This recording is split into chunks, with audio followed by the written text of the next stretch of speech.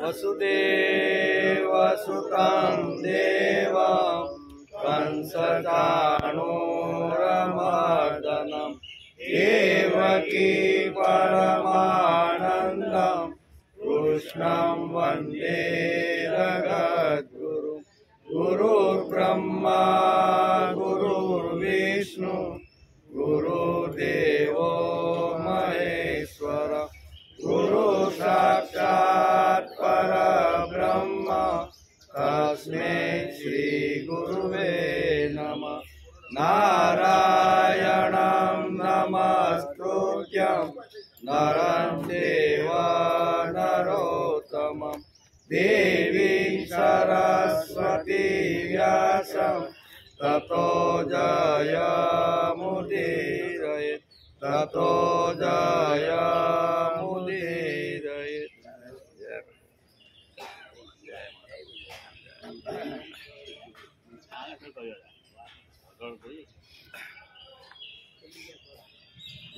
अति पर प्रवीणं पालितदीनं भक्तादीनं कर्मकरं मोहनमतिधीरं फलिबणवीरं अतपरवीरं तरलतरं वल्लभव्रजरमणं वारिजवदनं अलधरसमनं शैलधरं भजनन्दकुमारं सर्वसुखसारं तत्त्वविचारं ब्रह्मपरम्। अतिपर प्रवीणं पालितदीनं भक्ताधीनं कर्मकरं मोहनमतिधीरं फणिबल्लवीरं हतपरवीरं तरलतरम। જે પરમ પ્રવીણ છે, અતિ પર પ્રવીણ એટલે ભગવાન અતિ પ્રવીણ છે, દિનોના પાલક છે અને ભક્તોના ઈચ્છિત કર્મો કરવાવાળા, અત્યંત ધીર, મનમોહન, શેષના અવતાર, બલભદ્ર રૂપ અને શત્રુઓનો નાશ કરનાર એવા ભગવાનને હું નમસ્કાર કરું છું। આગળ કે છે વલ્લભ વ્રજ રમણમ વારિજ વદનમ હલધર સમનમ શૈલધરમ ભજનંદ કુમારમ સર્વસુખ સારમ તત્વ વિચારમ પર બ્રહ્મ। અતિશય ચપળ પ્રેમમય વ્રજમાં રમવાવાળા, કમલ વદન, ગોવર્ધન ધારી અને બલભદ્રજીને શાંત કરવાવાળા। જ્યારે ક્રોધમાં આવી જાય બલભદ્રજી ત્યારે શાંત કરવાવાળા એવા સર્વ સુખોના સારભૂત પરબ્રહ્મ સ્વરૂપ નંદકુમાર શ્રી કૃષ્ણને તત્વ જાણીને ભજો એમ। આ શ્લોકની અંદર વલ્લભાચાર્ય આટલી વાતો લખી છે।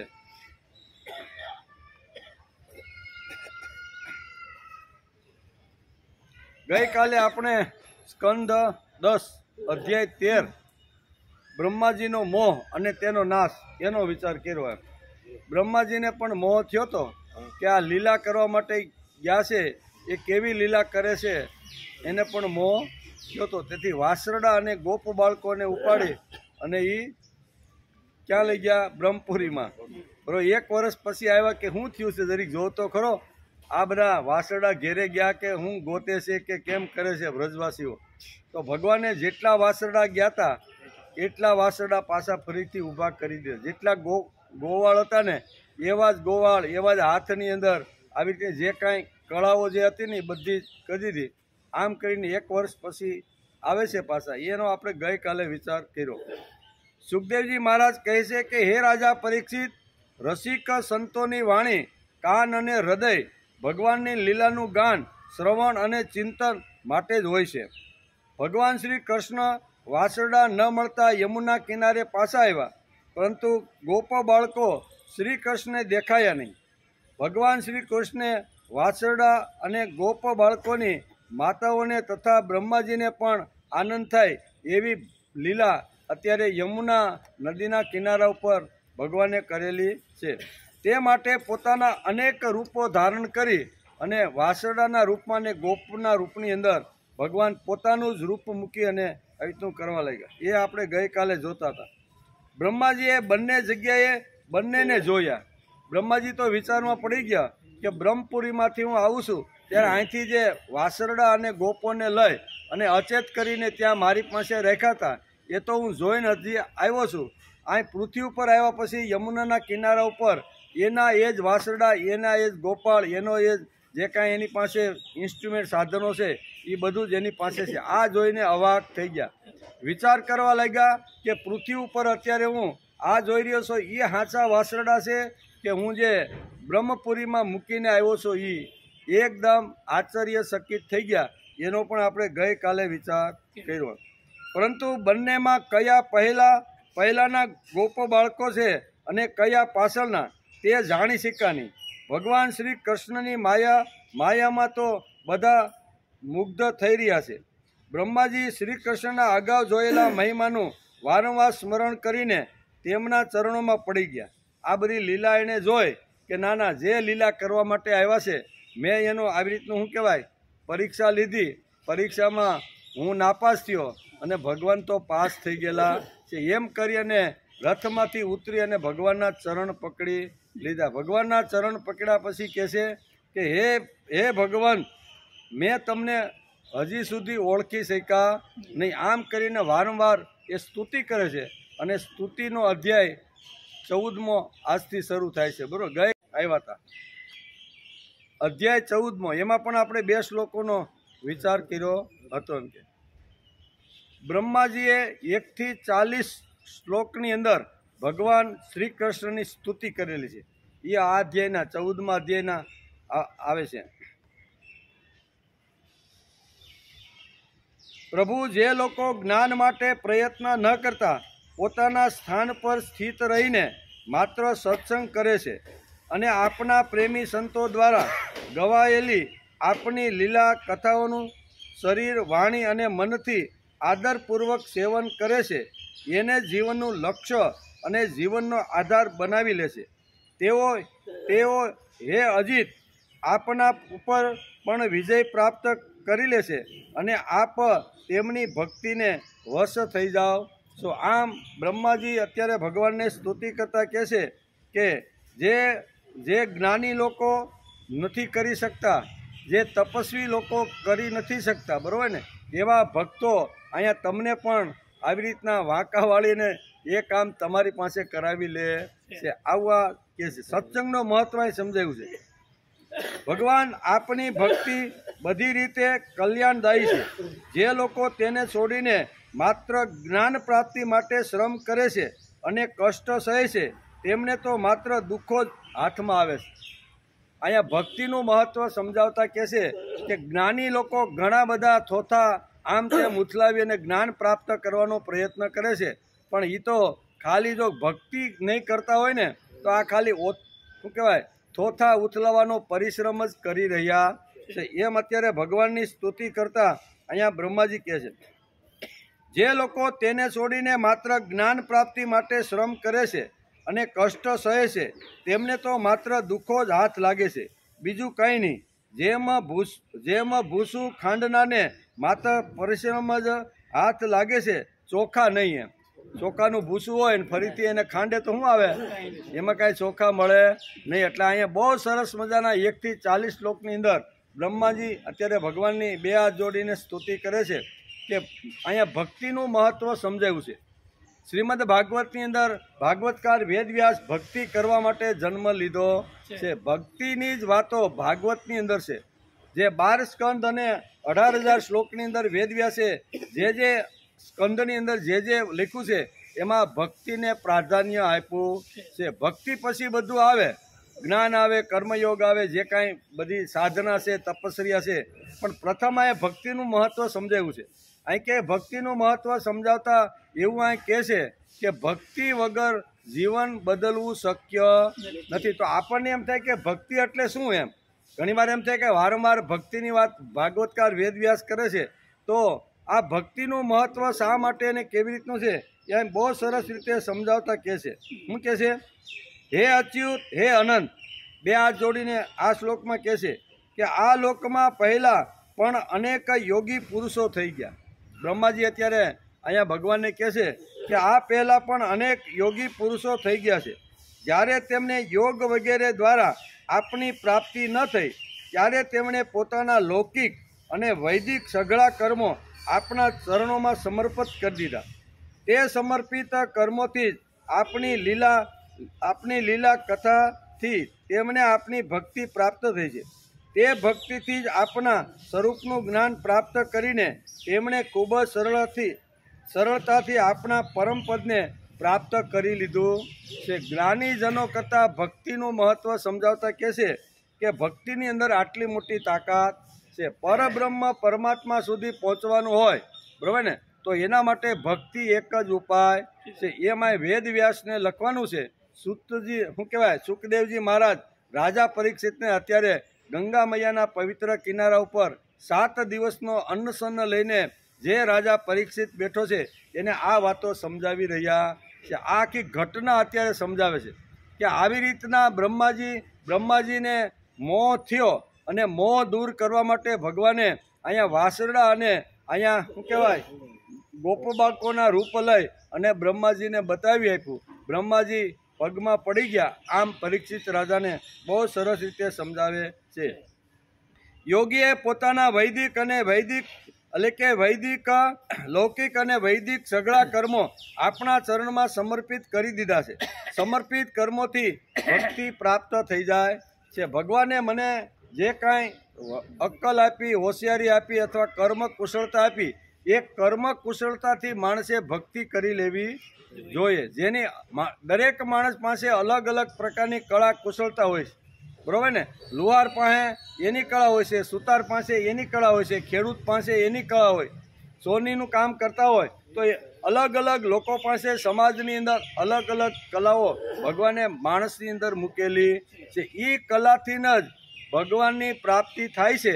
એમાંય વેદ વ્યાસને કહેવાનું છે. કાંઈ તમારે વસ્ત્ર બદલવાની અથવા કાંઈ ભગવા પહેરીને ઘર છોડવાની કે સંસાર છોડવાની વાત કરતા નથી. જે ભગવાને આપને કર્મ કુશળતા આપી હોય ને એના દ્વારા માણસ ભક્તિ કરી શકે છે. ગોરા કુંભાર જેવા હોય એ માટલા ઘડીને પણ આવી રીતની ભક્તિ કરી શકે છે, બરાબર ને. પછી અહીંયા સરસઈની અંદર થઈ ગયેલા રોહિતદાસ એ ચામડાના જોડા બનાવીને કે કોહની હોંડો હાંધીને પણ ભક્તિ કરી શકે છે. તુકારામ વાણિયા થઈ ગયા, એ વાણિયાનો વેપાર કરતાં કરતાં પણ ભક્તિ થઈ શકે છે. નરસિંહ મહેતા નાગર બ્રાહ્મણ થઈ ગયા, તો બ્રાહ્મણના નાતે વેદ ઉપનિષદના જે વિચારો એને ગ્રહણ કર્યા છે એ અંતિમ માણસ સુધી જાય. તેથી હાથમાં કરતા લઈને હરિજનવાસમાં પણ એ વિચાર પહોંચાડવાનો પ્રયત્ન કર્યો છે. કહેવાનો અર્થ કે સમાજની અંદર અનેક પ્રકારના આવી રીતના વર્ગો હોય છે. એ વર્ગ પાસે ભગવાને એને સુંદર મજાની એની પોતાની કલા આપેલી હોય છે. તો આ કલા ભગવાનના ચરણે ધરવી અથવા આ કલાને કોઈ પણ પ્રકારની અપેક્ષા રાખ્યા વગર પ્રભુના ચરણમાં ધરવી, આને ભક્તિ કહેવામાં આવે છે. તેથી અહીં કહે છે કે ગમે તેટલા જ્ઞાનના થોથા માણસ ઉથલાવે, ગમે તેટલું આવી રીતનું કરે, પણ જ્યાં સુધી એના જીવનમાં ભક્તિ જ્યારે અંકુર થતી નથી ત્યાં સુધી એને બ્રહ્મપદ પ્રાપ્ત થતું નથી. અને પ્રાપ્ત કરવાનું હોય તો અહીં વેદવ્યાસ લખે છે અને બ્રહ્માજી કહે છે કે ભક્તિથી જ આપણા સ્વરૂપનું જ્ઞાન પ્રાપ્ત થઈ જાય. ભક્તિ જો માણસ કરવા લાગે ને તો એની પાછળ જ્ઞાન પણ આવે, કર્મયોગ પણ આવે. બુદ્ધિનું હોય તો ભગવાન બુદ્ધિ પણ આપી દે. એ ભક્તિનું આ બળ છે, ભક્તિની આ તાકાત છે. તે ભક્તિથી જ આપણા સ્વરૂપનું જ્ઞાન પ્રાપ્ત કરીને તેમણે ખૂબ જ સરળતાથી આપણા પરમપદને પ્રાપ્ત કરી લીધું છે. સમર્પિત કર્મોથી ભક્તિ પ્રાપ્ત થાય છે. ભક્તિ શબ્દનો અર્થ જ આ છે, ભગવાન સાથેનો સંબંધ, રિલેશનશીપ ઓફ ગોડ. એટલે કે ભગવાન સાથેનો જે સંબંધ હોય ને એને જ ભક્તિ કહેવામાં આવે છે. આપણો ભગવાન સાથેનો કેવો સંબંધ છે? તો ભગવાન સાથેના અલગ અલગ સંબંધ માણસના હોઈ શકે. ઘણીવાર ભગવાન સાથેનો સંબંધ સ્વાર્થનો પણ હોય. મંદિરે આપણે જતા હોય, આપને ઘણી અગવડતા પડતી હોય, બરાબર ને. 35 વર્ષનો દીકરો થઈ ગયો હોય અને એનું ક્યાંય ઠેકાણું ક્યાંય મળતું ન હોય તો ભગવાનને 2 હાથ જોડીને આપણે પ્રાર્થના પણ કરીએ, ભગવાન સાથે સંબંધ પણ બાંધીએ. શા માટે? કે ભગવાન દીકરો 35 વર્ષનો થઈ ગયો છે પણ હજી એનો કાંઈ સંબંધ થતો નથી. આ સ્વાર્થના સંબંધથી ભગવાન સાથે માણસ ઘણીવાર જોડાતો હોય છે. એવી રીતે કોઈની ભેંસ ખોવાઈ ગઈ હોય તો એ ભગવાન પાસે જાય કે આ 2 દિવસથી ભેંસ ક્યાંક વહી ગઈ છે, મળતી નથી. ભગવાન જો મારી ભેંસ મળી જાય ને તો એક સત્યનારાયણની કથા હું કરી તને શીરો ખવડાવી દઈશ. બરાબર, અલગ અલગ ટાઈપની હોય. એમાં એક આ સ્વાર્થની પણ હોય છે, એવી જ પાછી નિસ્વાર્થ કર્મયોગની પણ માણસનો ભગવાન સાથેનો સંબંધ હોય છે. ભગવાનને કહેશે કે ભગવાન, હું જે કાંઈ કર્મ કરું છું, હું જે કાંઈ સ્તુતિ કરું છું, હું જે કાંઈ તારા ગુણગાન ગાઉં છું ને, એ ગુણગાન ગાયા પછી મારે તારી પાસેથી કંઈ પ્રકારનું લેવાનું નથી. તારા ઉપર મને આંતરડાનો પ્રેમ છે, તારી સાથે મેં પુત્ર જેવો પ્રેમ બાંધ્યો છે, તેથી મારા તને વારંવાર નમસ્કાર. આવો જે સંબંધ છે એ ખરા અર્થમાં ભક્તિ કહેવામાં આવે છે. તેથી શાસ્ત્રકારો લખે છે, વેદવ્યાસ કહે છે કે સમર્પિત કર્મોથી ભક્તિ પ્રાપ્ત થાય છે. ભક્તિ શબ્દનો અર્થ જ આ છે, સંબંધ. ભગવાન સાથેનો આપણો સંબંધ કયો છે અને કેવો હોવો જોઈએ ત્યાં ભાગવતકાર આપણે સમજાવે છે. આ સંબંધ નક્કી ન થાય તો રસ્તો પણ નક્કી ન થાય અને તેથી ભક્તિ વિશે કંઈ ખબર ન પડે. આવો સંબંધ સમજાવવા માટે મહાપુરુષ, સંત અથવા ગુરુની જરૂર પડે છે. રસ્તો કદાચ આપણે ખબર ન હોય તો એ રસ્તો કોને પૂછવાનો ભાઈ? તો કે મહાપુરુષ હોય, એ સંતો હોય છે, અથવા આપણે જેને ગુરુ તરીકે જેને સ્વીકાર્યા હોય છે તો એને આપણે રસ્તો પૂછી શકીએ છીએ. શાસ્ત્રકારો આપણને ભક્તિના રસ્તાઓ બતાવે છે. ગીતા પણ આ જ વાત કહે છે. ભાગવતકારે જેમ અહીંયા ભક્તિનું મહત્વ સમજાવ્યું છે એમ શ્રીમદ ભગવદ્ ગીતાની અંદર પણ ભગવાને ભક્તિનું મહત્વ સમજાવ્યું છે. 12મો આખો જે અધ્યાય છે ને એ આખો ભક્તિ યોગ છે. એની અંદર સુંદર મજાની ભક્તિ માણસે કરવાની હોય તો એના કયા કયા રસ્તાઓ હોય, કયા ઉપાયો હોય એ ભગવાને ગીતામાં બતાવ્યું છે. એવી રીતે ભાગવતના અહીંયા 10મા સ્કંદના અત્યારે 14મા અધ્યાયના 5મા શ્લોકમાં પણ આ જ વાત સમજાવી છે. ભાગવતકાર, વેદવ્યાસ અને ગીતાકાર બંને એક જ વાત સમજાવી રહ્યા છે. થોડાક શ્લોકમાં આમ તેમ ફેરફાર હોય, બરોબર ને, પણ એનો બંનેનો ઉદ્દેશ એક જ હોય છે કે માણસ પ્રભુ તરફ વળે. અને પ્રભુ તરફ વળવાનું હોય તો ભગવાને પણ 4 રસ્તા જેમ ભાગવતે જેમ બતાવ્યા છે એમ ગીતાકાર પણ શ્રીમદ ભગવદ્ ગીતા પણ 4 રસ્તા ભગવાન સુધી પહોંચવાના 4 રસ્તા આપણે 12મો અધ્યાય ખોલો અને 12મા અધ્યાયની અંદર અનપેક્ષ સુશીર દક્ષ ઉદાસીનો ગતવ્યથ સર્વારંભ પરિત્યાગી યો મદ ભક્ત સમય પ્રિય. બરોબર, તારું જે મન છે, તારી જે બુદ્ધિ છે, એ તારું બુદ્ધિ અને મન મારી અંદર તું સમર્પિત કર. આ મારો પ્રથમ રસ્તો છે. મારા સુધી જો પહોંચવાનું હોય ને તો હું તને 4 રસ્તા બતાવું છું. એમ ભગવાને ગીતામાં અર્જુનને પણ આ જ વાત સમજાવી છે. એમાં પહેલો રસ્તો આ કયો? મન અને બુદ્ધિ તું મને સમર્પિત કરી દે. જે વખતે અહીં કહે છે ને કે માટે તું મારામાં જ મન પરો ધારણ કર અને મારામાં બુદ્ધિ પરો, એ પછી તું મારામાં જ રહીશ. એમાં સંશય રાખવાની કોઈ જરૂર નથી. બરાબર, બહુ સરસ રીતે કહે છે કે મન અને બુદ્ધિ એકવાર ભગવાનને સમર્પિત કરી દેવા જોઈએ. અને એકવાર જો મન ભગવાનને આપી દીધું, બુદ્ધિ ભગવાનને આપી દીધી, તો પછી તું મારી પાસે જ આવીશ એવો સંશય રાખવા, તું મારી પાસે જ આવીશ, તારે સંશય રાખવાની કોઈ જરૂર. આટલી ગેરંટી ભગવાને અહીંયા ભક્ત માટે આપેલી છે. ભક્તિની આ ટોચની ભૂમિકા ભગવાન સમજાવતા જીવને કહેશે કે તને જે આપેલી બુદ્ધિ, તને આપેલી અક્કલ, તને આપેલું જે કાંઈ કળા છે એ કળા તું મારા ચરણે તું ધરી દે. અને મારા ચરણે ધર્યા પછી તું મારી પાસે જ આવીશ, એમાં સંશય રાખવાની કોઈ વાત નથી. બીજો રસ્તો કહેશે કે હે ધનંજય, જો તું ચિત્તને મારામાં સ્થિર કરવા સમર્થ નથી. ઘણીવાર ભગવાન પાસે આપણે બેસી નાહી ધોઈને સવારે 5 વાગે, ત્યારે એમ થાય કે આપણે ભક્તિ કરી લઈએ. ભક્તિ એટલે ભગવાનની પાસે બેસવાનું, આખા જગતને ભૂલી અને જે ભગવાન, જે દેવતાને આપણે માનતા હોય ને એ 5-25 મિનિટ ભૂલી જવાનો પ્રયત્ન કરવો જોઈએ. આખા જગતને ભૂલવાનું, વ્યવહાર ભૂલવાનો, જગત ભૂલવાનું. પછી અહીંયા કહે છે કે ભૂતકાળ, ભવિષ્યકાળ, વર્તમાન બધું જ ભૂલી અને ભગવાનની પાસે 5, 10, 15 મિનિટ બેસતા માણસને આવડવું. આ જો આવડે અને આપણે જો એ પ્રયત્ન કરીએ તો ઘણીવાર એમ થાય છે કે અમે તો શરૂઆત પણ કરી દીધી છે બેસવાની, પણ અમારું મન ધજાની પૂંછડીની જેમ ચારે બાજુ ઘૂમે અમે ભગવાનની મૂર્તિમાં સ્થિર થવાનો અમે પ્રયત્ન કરી, મનને પ્રભુની મૂર્તિમાં ડૂબાડવાનો પ્રયત્ન કરી, પણ મન તો ત્યાંથી ભાગી અને અલગ અલગ જગ્યાએ ન ધાર્યું હોય હજારો કિલોમીટર દૂર જઈને ત્યાં મન અમારું જતું રહે. ત્યારે ભગવાન કહે છે વાત સાચી છે ભાઈ, કદાચ જો તારું મન મયેવ મન આધસ્ય મયી બુદ્ધિ નિવેશ, જો તારું મન અને બુદ્ધિ તું મને આપી ન શકતો હોય તો તારે ડરવાનું કોઈ કારણ નથી. હું તને એક બીજો રસ્તો બતાવું. આ રસ્તો તને કડક લાગતો હોય, તારું મન ભગવાનમાં સ્થિર ન થતું હોય તો બીજે રસ્તેથી તું પણ મારી પાસે આવી શકે છે. એમ કરીને ભગવાન અહીંયા ભક્તને અથવા જીવને બીજો રસ્તો બતાવે છે. કયો છે? તો કે હે ધનંજય, જો તું ચિત્તને મારામાં સ્થિર કરવા સમર્થ નથી, તું ચિત્ત મારી અંદર પોરવા બેઠો અને મગવા, બરોબર ને? ઓલા બેન કે ને કે બાપા છે ઘેરે, તો કે બાપા ક્યાં ગયા છે? મહારવાડે ગયા છે. કારણ કે બાપા તો હાથમાં ટકોરી લઈ દીવો કરીને ભગવાનની પાસે બેઠા હતા અને વહુ બટાએ જવાબ બારોબાર આપી દીધો. એ કે બાપા તો મહારવાડે ગયા છે. ગઈકાલે કોરની આવી રીતની ઓલી તૂટી ગઈ હતી એટલે હંધાવા નાખ્યા છે.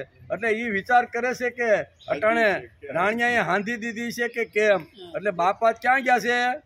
ઓલા બાપા વિચાર કરે છે કે હું આ ભગવાનની અંદર ટકોરી વગાડું છું, આરતી કરું છું, અને વહુ બટાએ આવો જવાબ કેમ આપ્યો?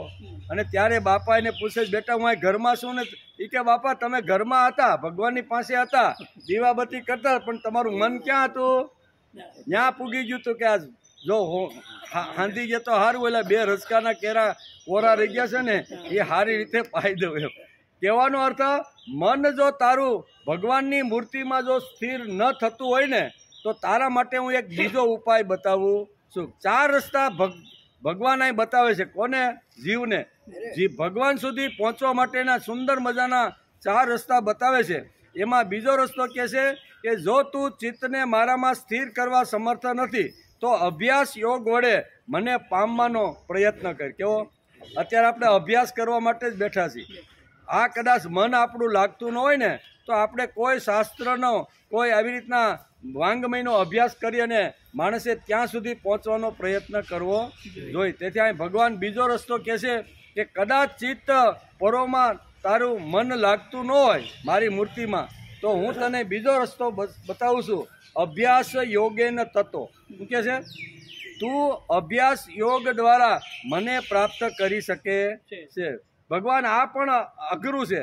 જે વખતે અમે ખુરશી ઉપર અભ્યાસ માટે બેસીએ અને ટણ ટણ ટોકરી વાગે એટલે ખિસ્સામાંથી મોબાઈલ લઈને ઉપડીએ, આ પણ અમારો અભ્યાસ કરવાનું પણ અમારું આ થોડુંક અઘરું છે. એવો ભગવાન તમે વાત કરો છો કે અભ્યાસ કરવા માટે 2 કલાક બેસ, 2 કલાક બેસવાનો અમે પ્રયત્ન કરીએ છીએ, પણ ટણાણ થાય છે.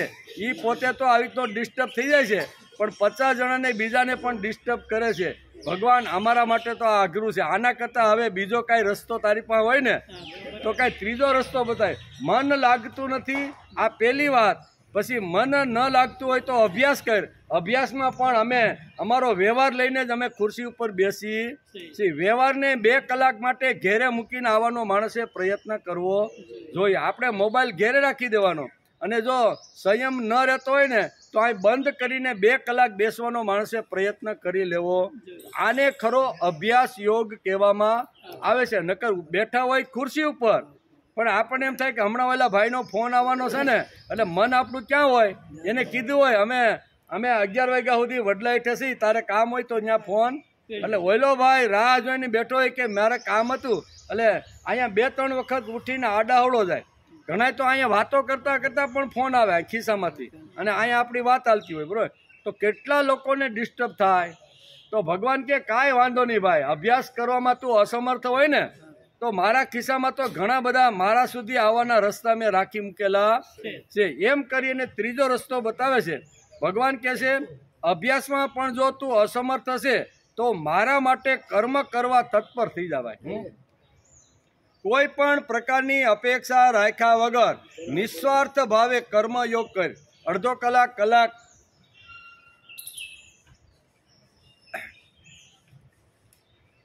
અભ્યાસમાં પણ જો તું અસમર્થ છે તો મારા માટે કર્મ કરવા તત્પર થા. મારે અર્થે કર્મ કરતો તું મારી સિદ્ધિને પ્રાપ્ત થઈ જાય. બરાબર, મારી સિદ્ધિ અથવા મારા સુધી જો તારે પહોંચવાનું હોય, વૈકુંઠ સુધી તારે આવવાનું હોય ને, તો એક કામ, આ ત્રીજો રસ્તો હું તને બતાવું છું.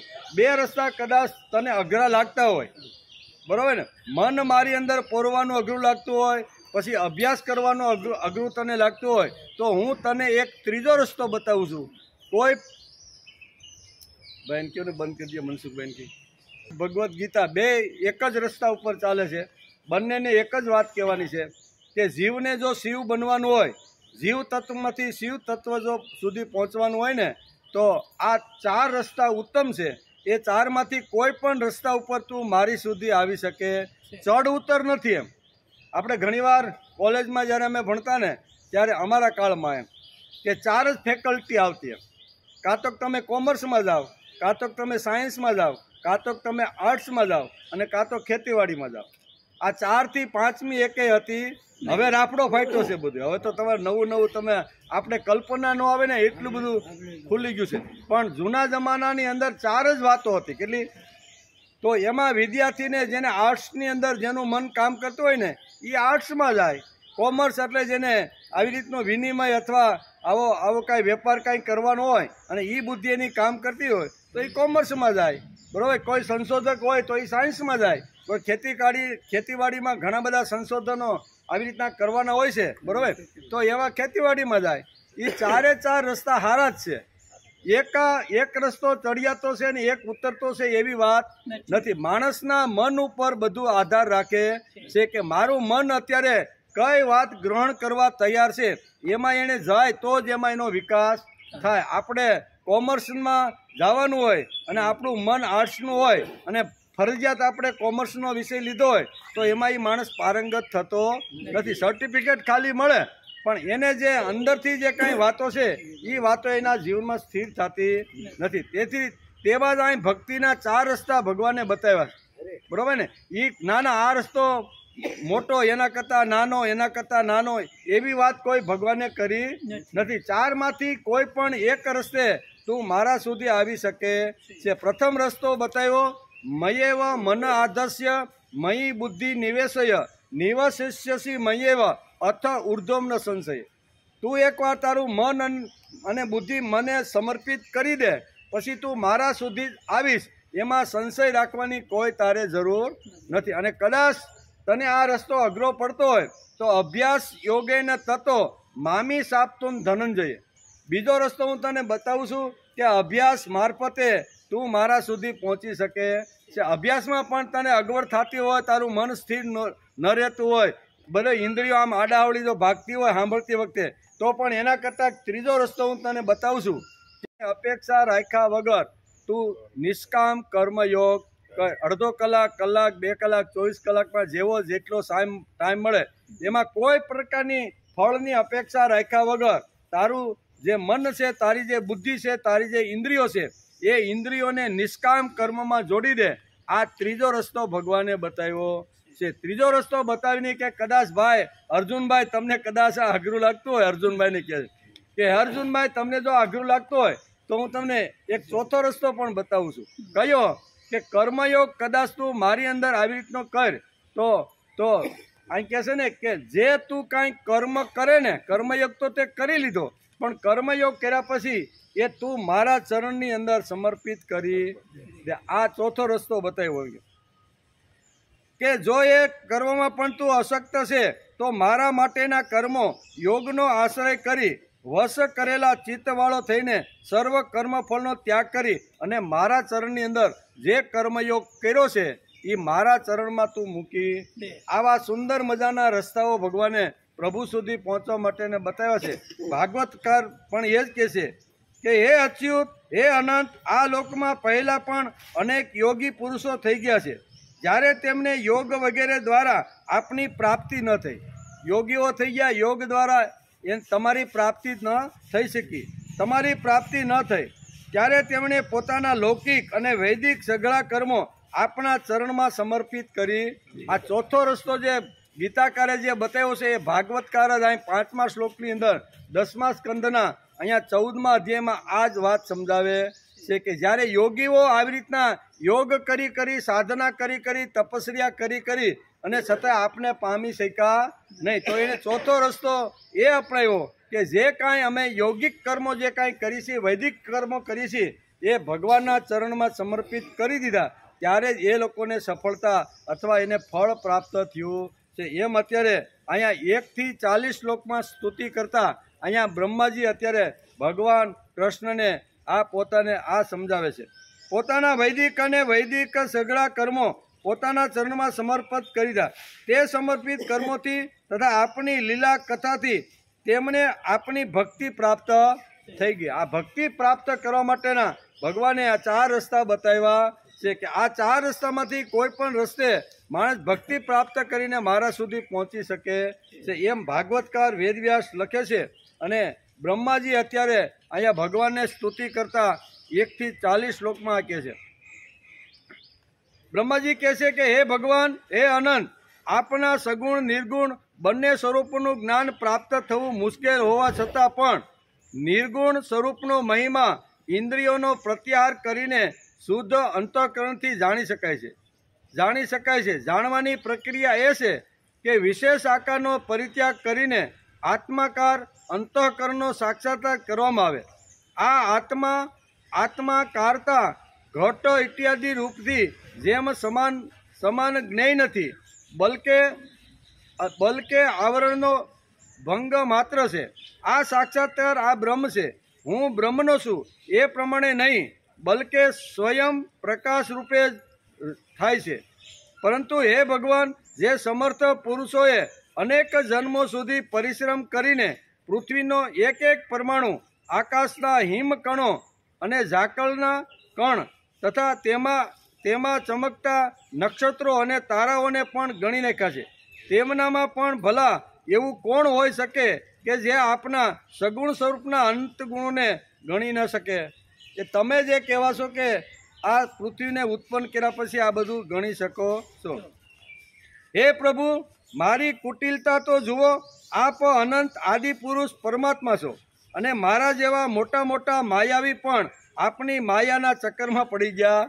બ્રહ્માજી પોતે જ કહે છે કે હું પણ માયાના ચક્કરમાં પડી ગયો છું, છતાં પણ મેં આપના કાર્યમાં મારી માયાજાળ ફેલાવીને આપના ઐશ્વર્યની પરીક્ષા લેવાની સ્પષ્ટતા કરી.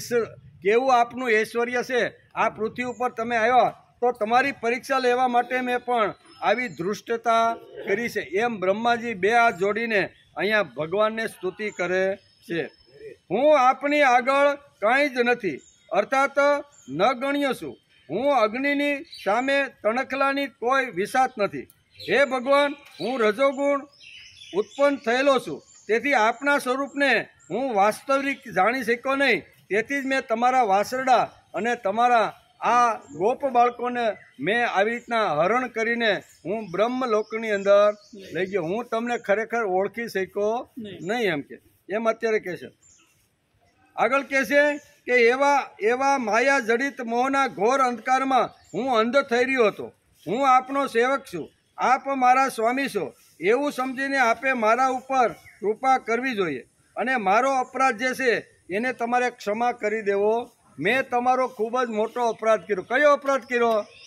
તો કે અહીંયા આપણે જોતા હતા ને 2 દિવસ પહેલાં કે ભગવાન જ્યારે અહીંયા અઘાસુરને મારીને જ્યારે યમુનાના કિનારે આવ્યા, બપોરનો સમય થઈ ગયો હતો અને જમવાના ટાઈમે ભગવાન કૃષ્ણએ બધા ગોપ બાળકોને કીધું કે હવે આપણે જમી લઈએ. વાસરડાને પાણી પાઈ અને જંગલમાં ચરવા માટે મૂકી દીધા અને થોડા સમય પછી વાસરડા દૂર નીકળી ગયા. દૂર નીકળ્યા પછી ગોપ બાળકો કહેવા લાગ્યા કે વાસરડાઓ તો ઘણા દૂર નીકળી ગયા છે. ભગવાન કે શાંતિથી તમે અહીંયા ભોજન ચાલુ રાખો, હું હમણાં જ હાથની અંદર ભાત અને દહીં લઈ અને આવી રીતના વાસરડા શોધવા માટે જાઉં છું. આ કોને અપરાધ કર્યો હતો? આ વેદવ્યાસ લખે છે અને બ્રહ્માજી અત્યારે 2 હાથ જોડીને કહે છે કે મેં તમારો અપરાધ કર્યો હતો. આવા વાસરડા જે જંગલની અંદર આવ્યા હતા, હું આવી રીતનો બ્રહ્મપુરીમાંથી આવી અને મેં તમારા ઐશ્વર્યની પરીક્ષા કરવા માટે મેં આ વાસરડાઓને હરણ કરી અને પાછા બ્રહ્મપુરીની અંદર મૂકી દીધા, અચેત બનાવી દીધા. અને તમે જ્યારે જંગલની અંદર વાસરડાને ગોતવા માટે ચારે બાજુ ફરતા હતા એ વખતે પાછો હું યમુના કિનારે ગયો અને યમુના કિનારે જોયું તો આ ગોપાળો કૃષ્ણ ભગવાન વગરના બધા હતા એને બધાને મેં ઉઠાવી લીધા. જળ અને પૃથ્વીરૂપ આવરણોથી ઘેરેલું આ બ્રહ્માંડ જ મારું શરીર છે અને આપના એક એક રૂંવાટાના છિદ્રમાં રહેલા અસંખ્ય બ્રહ્માંડો તે રીતે ઉડતા રહે છે. જેમ ઝરૂખાની જાળીમાંથી આવતા સૂર્યના કિરણોમાં રજકણો સૂક્ષ્મ પરમાણુઓ એટલે કે પરમાણુઓ ઉડતા દેખાય છે, ત્યાં પોતાના પરિમાણની 3.5 હાથમાં શરીરવાળો અત્યંત ક્ષુદ્ર હું અને ક્યાં આપનો અનંત મહિમા. વૃત્તિઓની પકડમાં ન આવવાવાળા હે પરમાત્મા, જ્યારે બાળક માતાના ઉદરમાં રહે છે ત્યારે અજ્ઞાતવશ પોતાના હાથ પગ પછાડે છે, પરંતુ શું માતા તેને અપરાધ ગણે છે? એવો જ હું તમારા પુત્ર રૂપે છું. મેં તમારો અપરાધ કર્યો છે અને અપરાધ કર્યો છે તો જેમ આવી રીતની શું કહેવાય બાળક માટે કંઈ ફરિયાદ માં કરતી નથી, એવી રીતે તમે મારા અપરાધને ક્ષમા કરો. આમ વારંવાર અત્યારે બ્રહ્માજી આ રીતે સમજાવી રહ્યા છે. શ્રુતિઓ બ્રહ્માજી કહે છે કે હે ભગવાન, શ્રુતિઓ કહે છે જ્યારે ત્રણેય લોક પ્રલયકાળના જળમાં લીન હતા તે સમયે તે જળમાં સ્થિત શ્રી નારાયણના નાભી કમળથી બ્રહ્માનો એટલે કે મારો જન્મ થયો. એમ ભગવાન અહીં બહુ સરસ રીતે કહે છે કે જે વખતે આવી રીતની એક પૃથ્વી હતી, પ્રલયકાળ હતો, એ વખતે નારાયણના નાભી કમળમાંથી બ્રહ્માનો જન્મ થયો. તેમનું આ કથન કોઈ રીતે અસત્ય હોઈ શકે નહીં. ત્યારે આપ જ જણાવો, હે પ્રભુ, હું શું આપનો પુત્ર નથી? તમારી નાભી કમળમાંથી તમે જ મને ઉત્પન્ન કર્યો છે. અને ઉત્પન્ન કર્યા પછી ચારે બાજુ હું જોવા લાગ્યો ત્યારે ફરીથી તમે કીધું કે તમારે આ આખી સૃષ્ટિનું સર્જન તમારે કરવાનું છે. ત્યારે મેં 2 હાથ જોડીને ભગવાન તમને નારાયણને કીધું કે ભગવાન, આટલી મોટી સૃષ્ટિનું 14 બ્રહ્માંડનું સર્જન કરવું એ મારા જેવા માટે શક્ય નથી. ભગવાન નારાયણ, તમારે જ આ સર્જન કરવું જોઈએ એમ મેં તમને એ વખતે કીધેલું. ત્યારે હે નારાયણ, તમે મને આશ્વાસન આપતા કીધું કે તમે કામની તો શરૂઆત કરો. જ્યાં જ્યાં તમે અટકશો અથવા જ્યાં જ્યાં તમને માર્ગદર્શનની જરૂર પડશે ને ત્યાં જ્યાં હું આવીને ઊભો રહીશ. ત્યારે અહીંયા કે બ્રહ્મા કે ભગવાને તમે મને આટલું મોટું આશ્વાસન આપ્યું, નહીતર 14 બ્રહ્માંડની રચના કરવી, પૃથ્વીની રક્ષા કરવી, વૃક્ષ વનસ્પતિ પછી પશુઓ છે, માણસો છે, એ બધાને નિર્માણ કરવા, એની અંદર કામના વાસના જે કાંઈ બધું મૂકવાનું હોય, આ કામ ભગવાન ખૂબ જ અઘરું છે. મારાથી લાગે છે કે આખું બ્રહ્માંડ તમારી જ અંદર સ્થિર થઈ ગયેલું. તમે 14 બ્રહ્માંડના નાથ છો. અહીં 2 હાથ જોડીને કહેશે, ભલે તમે મારું સર્જન કર્યું, પૃથ્વીને કે સૃષ્ટિને નવનિર્મિત કરવા માટે તમે મને નિમિત્ત બનાવ્યો છે, પણ આ બધું કળા તો તમારી છે. તેથી અનંત કળાના હે કારીગર, મારા તમને વારંવાર નમસ્કાર છે. આમ અત્યારે બ્રહ્માજી 1 થી 40 શ્લોકની અંદર વારંવાર નમસ્કાર કરે છે. પ્રભુ, તો જીવનો આશ્રય ભગવાન તમે છો. તમારા આશ્રયથી આખા સૃષ્ટિનું જે કાંઈ વૃક્ષ વનસ્પતિ પશુ સૃષ્ટિ હોય કે માનવ સૃષ્ટિ હોય એ બધો તમારો આધાર લઈને સમાજમાં તાગર ઝીંગા કરતા રહેલા છે. એટલે નાર એટલે જીવ અને અયન એટલે બીજો અર્થ છે પ્રવર્તક. તો આપ સમસ્ત લોકોના સાક્ષી છો. તેથી પણ નારાયણ નાર એટલે જીવ અને અયન એટલે જાણવાવાળા. આવા ઘણા બધા અર્થ ભાગવતકારે અહીં વેદવ્યાસે લખ્યા છે કે નાર એટલે જીવ અને અયન એટલે જાણવાવાળા. નરથી ઉત્પન્ન થવાવાળા જળમાં નિવાસ કરવાને કારણે જેમને નારાયણ કહેવામાં આવે છે. નાર એટલે જળ અને અયન એટલે નિવાસસ્થાન. તમે અત્યારે જળની અંદર નિવાસસ્થાન કરી રહ્યા છો. ભગવાનનું નિવાસસ્થાન ક્યાં છે? જળની અંદર, બરોબર ને? એ શેષનાગનું આવી રીતનું એનું સત્ર સણ્યા છે અને શાંતિથી લાંબા પગ કરી અને બેઠા છે અને લક્ષ્મી એના પગ દાબતા હોય. આવું તમારો આ તો સાગરની અંદર, સમુદ્રની અંદર, પાણીની અંદર તમે રહેવાવાળા. તમે બહુ હોશિયાર છો. કોણ કહે છે? બ્રહ્માજી છે. તમે પાણીની અંદર તમારું નિવાસસ્થાન શા માટે રાખ્યું? તમને ખબર હતી કે પૃથ્વીનું સર્જન થાય. કહેવાનો અર્થ આ તો રમૂજ છે. કહેવાનો અર્થ કે નારાયણ, નાર એટલે અહીંયા જીવ થાય છે અને અયન એટલે નિવાસસ્થાન. જીવનું જે નિવાસસ્થાન છે તેને નારાયણ કે. આવા 4 અર્થની અંદર વેદવ્યાસે આ શ્લોકમાં અલગ અલગ અર્થ કર્યા છે. તે પણ આપનો એક અંશ છે. અંશ રૂપે દેખાવું પણ સત્ય નથી. બલકે આપની માયા છે. હે ભગવાન, જો આપનું તે વિરાટ સ્વરૂપ ખરેખર તે સમયે જળમાં જ હતું તો મેં તે વખતે તેને જોયું કેમ નહીં? તમે મને નાભીમાંથી આવી રીતનો પ્રગટ કર્યો અને તમારું નિવાસ સ્થાન આવી રીતનું સમુદ્રમાં હતું, વિરાટ રૂપની અંદર તમે બેઠા હતા, તો એ વખતે મેં તમારું સ્વરૂપ કેમ ન જોયું? જ્યારે કે હું કમળ નાળના માર્ગે તેને 100 વર્ષ સુધી જળમાં શોધતો રહ્યો. પછી મેં જ્યારે તપ કર્યું ત્યારે તે જ સમયે મારા હૃદયમાં તેનું દર્શન કઈ રીતે થયું અને પાછું થોડી જ ક્ષણોમાં તે પાછું કેમ ન દેખાયું? અંતર્ધ્યાન કેમ થઈ ગયું? આ બધું જ્યારે નાભીમાંથી જ્યારે બ્રહ્માને ઉત્પન્ન કર્યા ત્યાર વખતથી અત્યારે અહીંયા કૃષ્ણને અત્યારે યાદી અપાવે છે કે જે વખતે નાભીમાંથી તમે મને ઉત્પન્ન કર્યો, બરોબર, મારા જ અંશ, તમારા જ અંશ તરીકે હું આ જગતની અંદર આવ્યો, તો દેખાતા જગતને આપે આપણા ઉદરમાં જ દેખાડી દીધું, જેને જોઈને માતા યશોદા ચકિત થઈ ગયા હતા. આથી એ તો સિદ્ધ થાય છે કે આ સંપૂર્ણ વિશ્વ માત્ર આપની જ માયા છે. દૂરની વાતો જવા દો, એ તમે જે વખતે નાભી કમળમાંથી મને ઉત્પન્ન કર્યો એ સમય તો ઘણો વીતી ગયો છે, પણ હમણાંની તમે જે લીલા ગોકુળની અંદર જે કરી રહ્યા હતા, 2 વખત તમે અહીંયા યશોદાએ મારા મુખની અંદર આખા બ્રહ્માંડને તમારા મુખ કમળની અંદર યશોદા માતાએ આખા બ્રહ્માંડને જોયું. એ અત્યારની જ વાત જુઓ નહીં કે બરાબર ને? જે વખતે બગાવું ખાધું પણ કૃષ્ણ ભગવાને, એ વખતે માતા યશોદા પણ ત્યાં જ હતા. એણે જોયું કે આખું બ્રહ્માંડ તો મારા કાનના મુખની અંદર છે. આ તો વિશ્વંભર છે, આખા વિશ્વને ઉત્પન્ન કરનાર છે. એટલે ભગવાનને વિચાર આવ્યો કે જો આ સ્મૃતિ કાયમ માટે રહી જાય ને તો મારે જે લીલા કરવાની છે એ બધી બાકી રહી જશે. તેથી ભગવાને અહીંયા યશોદાની વિસ્મૃતિ કરાવી દીધી. આ પ્રસંગ અત્યારે અહીંયા કોણ યાદ કરાવે છે? બ્રહ્માજી. જ્યારે આપના સહિત આ સંપૂર્ણ વિશ્વ દેખાડ્યો કે હું તો વાસરડા અને ગોપ બાળકોને બ્રહ્મપુરીમાં અચેત કરીને અત્યારે તમારી સામે આવ્યો. મને પણ વિચાર કરવા લાગ્યો કે વર્ષ પૂરું થઈ ગયું છે, અહીંયા વ્રજની અંદર અત્યારે અહીંયા ભગવાન અવતાર લઈને આવ્યા છે, તો એની લીલા કેવી છે? તો હું આવ્યો થતો જે વાસરડા ન્યા હતા, જેટલા હતા, જેવા રંગવાળા હતા, એ જ બધા તમારી આ માયાથી અહીંયા હું અત્યારે જોઈ રહ્યો છું. જેટલા ગોપાળો હતા, જેટલા વાસરડા હતા, એ બધું આજની જ વાત કરો ની. એમ કરીને બ્રહ્માજી 2 હાથ જોડીને સ્તુતિ કરે છે. પહેલા આપ એકલા જ હતા, પછી સંપૂર્ણ ગોપ બાળકો, વાસરડાઓ અને ચડી સિક્કા પણ આપ જ બની ગયા. ચડી પણ આપ બન્યા, સિક્કા પણ આપ બન્યા, મોર પીસા પણ આપ બન્યા, ભાતાના ડબ્બા પણ આપ બન્યા, લાકડી પણ આપ, બધું આપે આપની માયાથી આ બધું સર્જન કરી દીધું છે. ત્યારબાદ મેં જોયું કે આપણે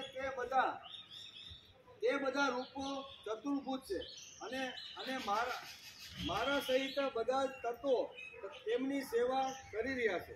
આપે અલગ અલગ કેટલા જ રૂપ પણ ધારણ કરી લીધા, પરંતુ હવે આપ અપરિમિત અદ્વિતીય બ્રહ્મરૂપે જે શેષ રહી ગયું છે. એટલે કે તમે તો તમારી માયાથી આ બધા રૂપો અત્યારે આ ગોપાળ અને વાસરડાના શરીરમાં મૂકી દીધા છે. જે લોકો અજ્ઞાતવશ આપણા સ્વરૂપને નથી જાણતા, તેમને આપ પ્રકૃતિમાં સ્થિત સ્વરૂપે પ્રતીત જુઓ છો અને તેમની ઉપર પોતાની માયાનો પડદો નાખીને સૃષ્ટિના સમયે મારા બ્રહ્મ રૂપે પાલન કરવા માટે પોતાના વિષ્ણુ રૂપે પોષણ કરવા માટે અને સંહાર કરવા માટે તમે રુદ્રના રૂપની અંદર અત્યારે પ્રતીત થઈ રહ્યા. એટલે કે એક જ શરીરની અંદર આ 3 વાતો છે. હે પ્રભુ, આપ સમસ્ત જગતના સ્વામી અને વિધાતા છો. અજન્મા હોવા છતાં પણ આપ દેવતાઓ, ઋષિઓ, મનુષ્યો, પશુ પક્ષીઓ અને જળસર વગેરે યોનિમાં અવતાર ગ્રહણ કરો છો. તેથી જ આ રૂપો દ્વારા દુષ્ટ પુરુષોનું અભિમાન નષ્ટ કરીને સત્પુરુષોનો પર તમે અનુગ્રહ કરતા રહેલા છો. આ 3 જે તમારા રૂપ છે, જેને અંગ્રેજીમાં ગોડ કે ને, આપણે અહીંયા ભગવાન કહીએ, તો વિદેશમાં આપણે જઈને અંગ્રેજી જે બોલતા હોય ને એને ગોડ કે. ગોડ એટલે ભગવાન. એમાં પ્રથમ અક્ષર જી આવે ને, અંગ્રેજી ભણ્યા હોય એ ખબર. જી એટલે જનરેટર એટલે ઉત્પન્ન કરવું. ઉત્પન્ન કરનાર કોણ છે? તો કે બ્રહ્મા. જી એટલે જનરેટર, ઉત્પન્ન કરનાર બ્રહ્મા. ઓ એટલે GOD એટલે ઓપરેટર, એટલે એને સંભાળવાળા, પોષણ કરવાવાળા. તો પોષણ કરવાવાળા કોણ છે? તો કે ભગવાન વિષ્ણુ. ઉત્પન્ન કરવાવાળા બ્રહ્મા. અને GOD, ડી એટલે ડિસ્ટ્રોયર, અંગ્રેજીમાં ને ડિસ્ટ્રોયર કે ડિસ્ટ્રોયર એટલે ખલાસ કરવું અથવા આવી રીતનો પ્રલય કરવો. એના ઘણા બધા અર્થો થાય છે. જ્યારે જરૂર પડે ત્યારે પ્રલય પણ કરે છે, જરૂર પડે ત્યારે ઉત્પન્ન કરે છે, અને ઉત્પન્ન કર્યા પછી પોષણ પર કરે છે. આવા હે ભગવાન બ્રહ્મા, વિષ્ણુ અને મહેશના રૂપની અંદર રહેલા હે લીલા કરનાર શું કહેવાય ગોપબાલ, મારા તમને વારંવાર નમસ્કાર. આમ ઘણા બધા શ્લોકોની અંદર આવી રીતનો નમસ્કાર કરે છે. ભગવાન આપ અનંત પરમાત્મા છો અને યોગેશ્વર પણ છો.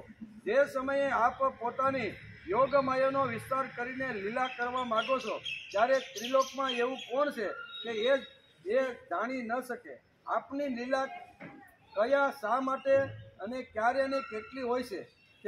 તેથી આ સંપૂર્ણ જગત સ્વપ્ન જેવું અસત્ય, અજ્ઞાનરૂપ અને દુઃખ ઉપર દુઃખ જ આપવાવાળું છે. આપ પરમાનંદ, પરમ જ્ઞાન સ્વરૂપ અને અનંત છો.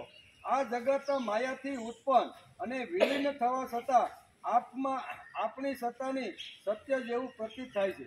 હે પ્રભુ, આપ જ એકમાત્ર સત્ય છો. સત્ય નારાયણની આપણે જે કથા કરીને એમાં નારાયણ એક જ સત્ય છે, બરોબર ને? તેથી નારાયણ જો સત્ય હોય તો આશરો હંમેશા નારાયણનો જ લેવો જોઈએ. બીજા આશરો તો હાલતા ચાલતા તૂટી જાય. મિત્રનો આશરો હોય ને, ઘણીવાર મિત્ર સંબંધ ચાલ્યો હોય 4-5 વર્ષ સુધી, પણ એ ક્યારે તૂટે એ કાંઈ ખબર પડતી નથી. પતિ પત્નીના પણ સંબંધો તૂટે છે. એનો આશ્રય કદાચ લીધો હોય તો ક્યારે કોર્ટની અંદર છૂટાછેડાના કેસ આવે એ પણ નક્કી નથી. બાપ દીકરાનો આશ્રય લે, દીકરો બાપનો આશ્રય લે તો એ આશ્રય ક્યારે તૂટી જાય એ પણ માણસનું નક્કી નથી. દીકરો પણ કોર્ટે ચડે ને બાપ પણ કોર્ટે ચડી સંબંધ તૂટી જાય છે. તેથી આવા જે સંબંધો જે થાય છે ને, એના કરતાં નારાયણ સાથે જો સંબંધ બાંધી લઈને તો આપણો વાળ વાંકો થતો નથી. તેથી નારાયણને સર્વસ્વ સમજી અને એની સાથે સંબંધ બાંધવો જોઈએ, એમ આપણે વેદ વ્યાસ સમજાવે છે. સંબંધ બાંધો કોની સાથે? કે જેનો સંબંધ બાંધ્યા પછી જે કાયમ માટે આપણે જે સંભાળે છે એવો ભગવાન સાથેનો અતૂટ સંબંધ હોવો જોઈએ. આપ પુરાણ પુરુષ હોવાના કારણે સઘળા જન્માદિ વિકારોથી રહિત છો. આપ સ્વયં પ્રકાશ છો. તેથી દેશ, કાળ અને વસ્તુ જે પરપ્રકાશ છે તે કોઈ રીતે આપણે એટલે કે સીમિત કરી શકતા નથી. આપ તેમના પણ આદિ પ્રકાશ છો. આપ અવિનાશી છો. અવિનાશી હોવાને લીધે આપ નિત્ય છો. આપનો આનંદ અખંડ છે.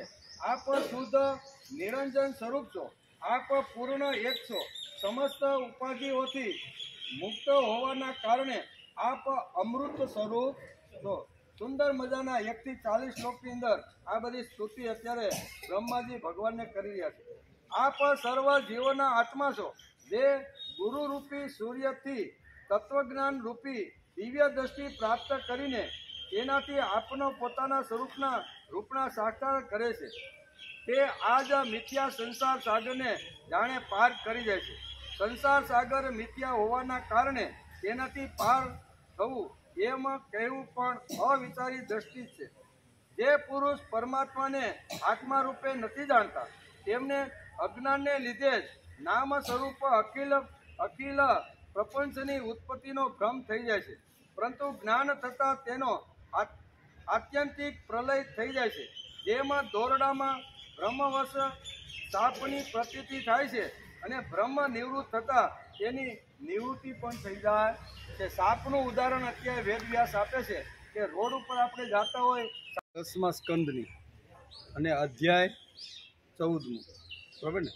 એમાં બ્રહ્માજીએ ભગવાનની જે સ્તુતિ કરી છે એનો વિચાર અત્યારે આપણે કરી રહ્યા છીએ. સ્તુતિમાં આગળ બ્રહ્માજી 2 હાથ જોડી અને ભગવાનને કહે છે કે હે ભગવાન, મને આ જન્મમાં, બીજા જન્મમાં અથવા કોઈ પણ પશુ પક્ષી વગેરેના જન્મમાં પણ હું એવું સૌભાગ્ય પ્રાપ્ત થાય કે હું આપના દાસનો દાસ થઈ જાઉં અને પછી આપના ચરણ કમળોની હું હંમેશને માટે સેવા કરતો. આટલી માગણી બ્રહ્માજીએ 2 હાથ જોડીને અહીં ભગવાન જે નારાયણ જે શું કહેવાય અહીંયા વ્રજની અંદર જે લીલા કરવા માટે આવ્યા છે, આ બધી વાતો અત્યારે બ્રહ્માજી કહી રહ્યા છે. હે મારા સ્વામી, જગતના મોટા મોટા યજ્ઞો સૃષ્ટિના પ્રારંભથી લઈને હજી સુધી આપણે પૂર્ણ રીતે તૃપ્ત કરી શક્યા નથી. પરંતુ ધન્ય છે વ્રજની ગાયો. શું કહે છે? મોટા મોટા યજ્ઞો કર્યા, મોટા મોટી તપસ્યા કરી, પણ હજી સુધી આવી રીતે તમને કોઈ પામી શક્યા હોય એવું મને લાગતું નથી. ધન્ય છે આ વ્રજ, ધન્ય છે આ ગોકુળ, ધન્ય છે આ વૃંદાવન, એમ કરી અને બ્રહ્માજી સ્તુતિ કરતા કહે છે કે પરંતુ ધન્ય છે વ્રજની ગાયો અને ધન્ય છે વ્રજની ગોવાલણો કે જેમના વાસરડા અને બાળક બનીને આપે તેમના સ્તનનું અમૃતપાન કર્યું. શું કહે છે કે ભગવાન જ બધાના રૂપની અંદર હતા ને. આપણે ગઈકાલે જોતા હતા કે ભગવાન બધા જે વાસરડામાં પણ ભગવાન પોતે જ પોતાનું આવી રીતનું સૂક્ષ્મ રૂપ એને અંદર મૂકી દીધું. તેથી અહીંયા યાદ કરાવતા કહે છે કે ધન્ય છે આ ગોવાલણો, ધન્ય છે આ ગાયો કે તમારા આવી રીતના તમે એમના બધાનું દૂધ પીધું. એમ કે બાળક બનીને આપે એમનું દૂધ પીધું, દૂધ ખૂબ ઉમંગથી પીધું છે. વાસ્તવમાં તેમનું જીવન સફળ છે, તે લોકો જ અત્યંત ધન્ય છે. અહીં નંદ વગેરે વ્રજવાસી ગોકુળના ધન્ય ભાગ્ય છે. વાસ્તવમાં તેમનું અહોભાગ્ય છે, કેમ કે પરમાનંદ સ્વરૂપ સનાતન પરિપૂર્ણ બ્રહ્મ એવા આપ તેમના પોતાના સગા સંબંધી અને સુરદ બની ગયા. એના સગા પણ છો, સંબંધી છો અને મિત્ર એટલે સુરદ પણ તમે બની ગયા છો. હે અચ્યુત, આ વ્રજવાસીઓના સૌભાગ્યનો મહિમા તો બાજુ પર રહ્યો.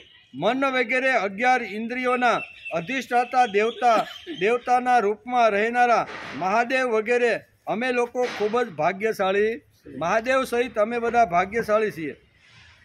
કેમ કે આ વ્રજભૂમિઓની મન વગેરે 11 ઇન્દ્રિયોને પ્યાલો બનાવીને અમે આપના ચરણ કમળમાં અમૃતથી પણ મીઠા, મદિરાથી પણ માદક, મધુર મરકંદનું પાન કરતા રહીએ છીએ. જ્યારે તેનું એક એક ઇન્દ્રિયથી પાન કરીએ છીએ ત્યારે અમે ધન્ય ધન્ય થઈ જઈએ છીએ. એમ અત્યારે અહીંયા બહુ સરસ રીતે બ્રહ્માજી સ્તુતિ કરતા કહે છે કે હે પ્રભુ, આ વ્રજમાં કોઈ વનમાં અને કોઈ ખાસ કરીને ગોકુળમાં કોઈ પણ યોનિમાં જન્મ મળી જાય એ જ અમારા માટે મોટા સૌભાગ્યની વાત છે. કેમ કે અહીં જન્મ થતાં આપના કોઈને કોઈ પ્રેમની ચરણોની રજ અમારા ઉપર જરૂર પડશે. હે પ્રભુ, આપના પ્રેમી વ્રજવાસીઓનું સંપૂર્ણ જીવન આપનું જીવન છે.